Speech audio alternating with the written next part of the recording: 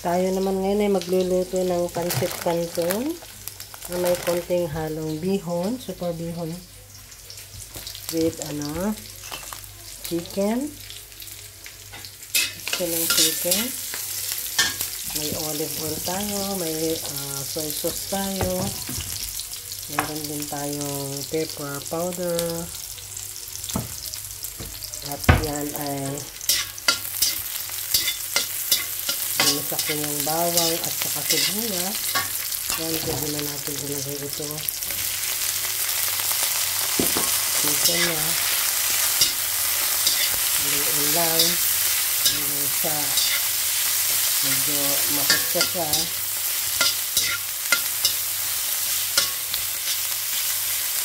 Meron din naman tayo dito yung vegetables na sweet peas, zucchini slice, at saka carrots. Yan. Yan ang ating mga gulay. Hindi ko ngayon nilagyan ng cabbage kasi ibang style naman itong ating pagluluto ng chicken pancit noodle. Yan. Pwede na natin siyang lagyan ng soy sauce kasi yan naman ay na-boil na ang ating chicken. Kaya nagilito na. Kantahin lang natin ang kanyang pinaka-soy sauce kasi mamaya ang kanyang pinaka-sauce mamaya pag-ginitaan. Lalagyan din na. Ayan. Combine natin ang ingredient. Pwede na natin isang lagyan ng pepper powder para sa aroma niya.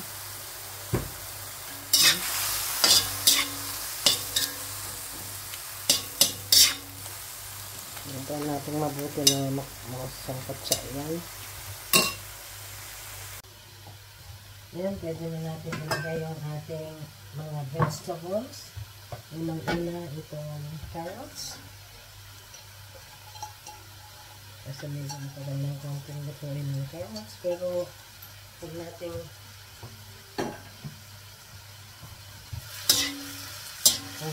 i-overcook ang ating mga vegetables. Ayan. Meron natin siya ng zucchini.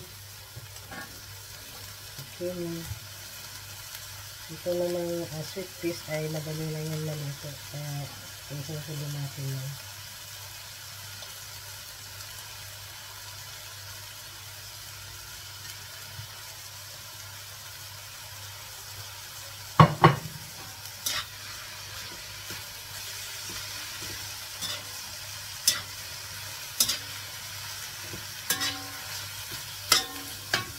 Kasi mas sarap ang may konting boots ito. Ang tabi ng ulam. Ayan natin siya.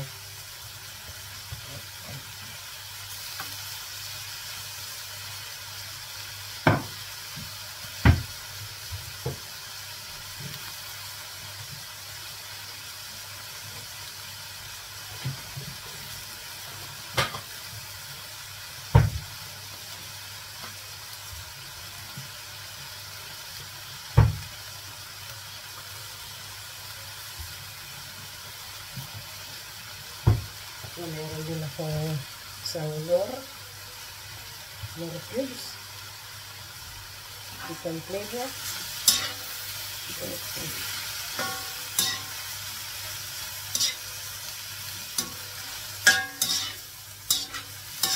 Kailangan lang natin siyang masyadong pag-cookin ng ating mga gulay. Ayan. Ito na natin ilagay ang ating sweet peas.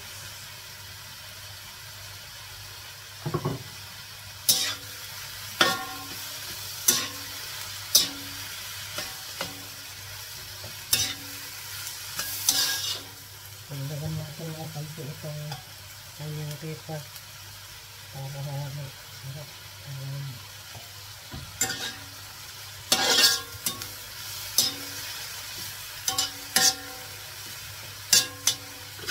Natin konti.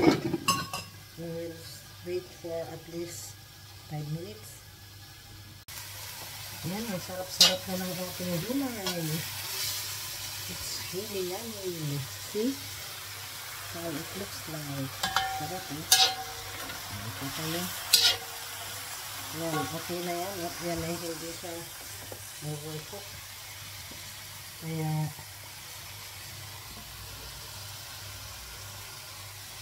pwede na natin siyang ilipat sa lalagyan.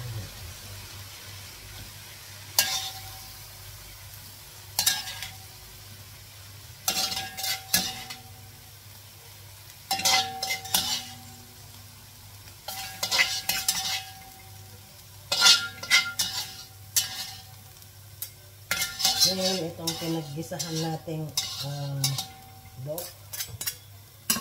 Dito na rin natin ilalagay yung pinagsabawan natin kanina, pinagpakuluan ng sabaw ng manok.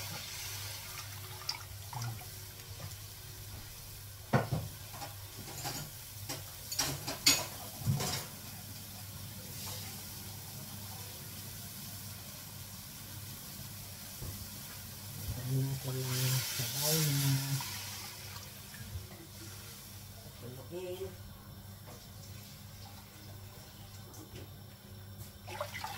Dagdagan din natin ng konting soy sauce pa yan sa kanya. Konting soy sauce.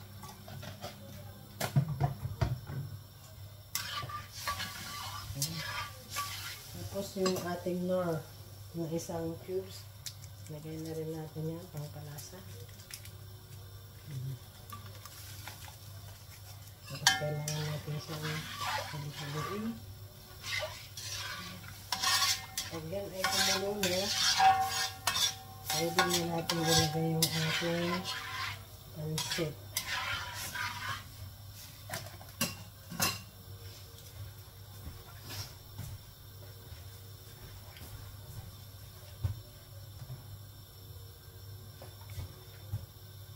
Lagyan na natin itong pinakapansit niya. Hanggang sa yan ay kukulo. Super gold bihon.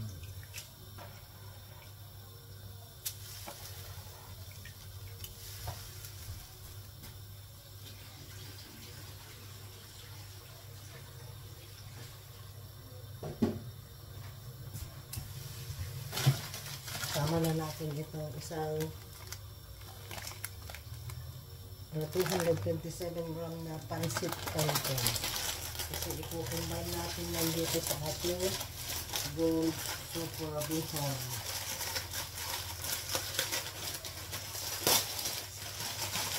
Ayan.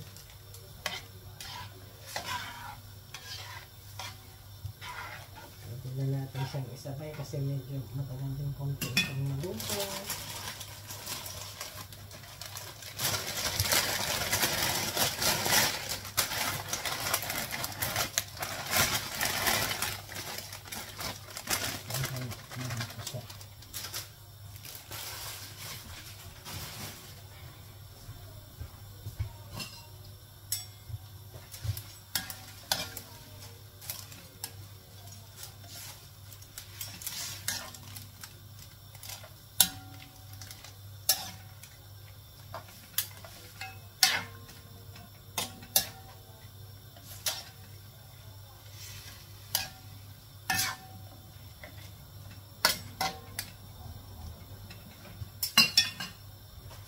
Kailangan natin mag-boil ng gusto yan. Maluto.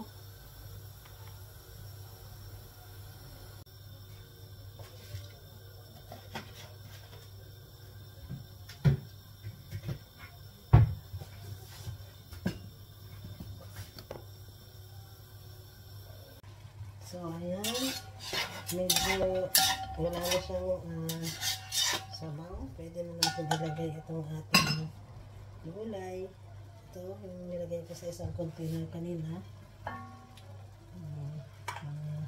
More than kalahati siguro para hindi naman masyadong napakarami. Tapos yan. Oh.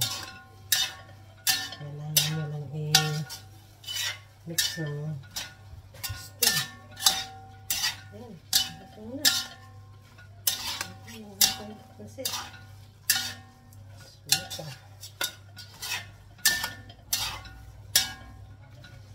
It's delicious.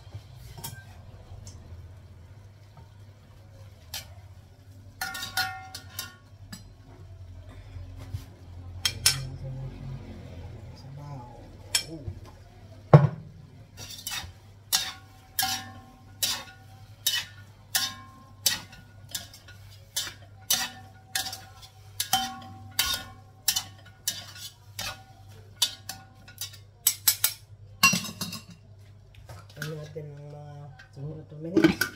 Tsaka natin mamaya tignan. Yan, yan. Wow. Yummy. Ayan. Luto na. Ang ating pansit ay luto na. Wow, it's yummy.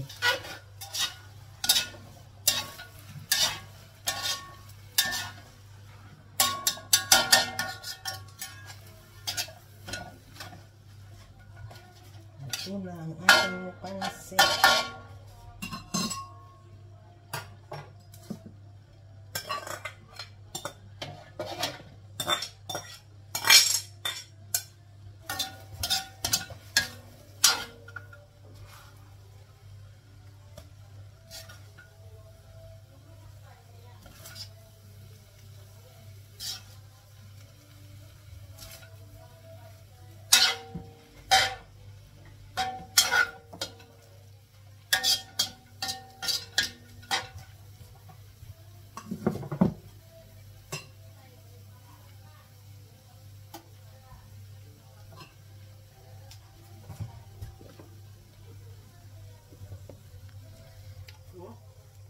Ayan ang ating pansit.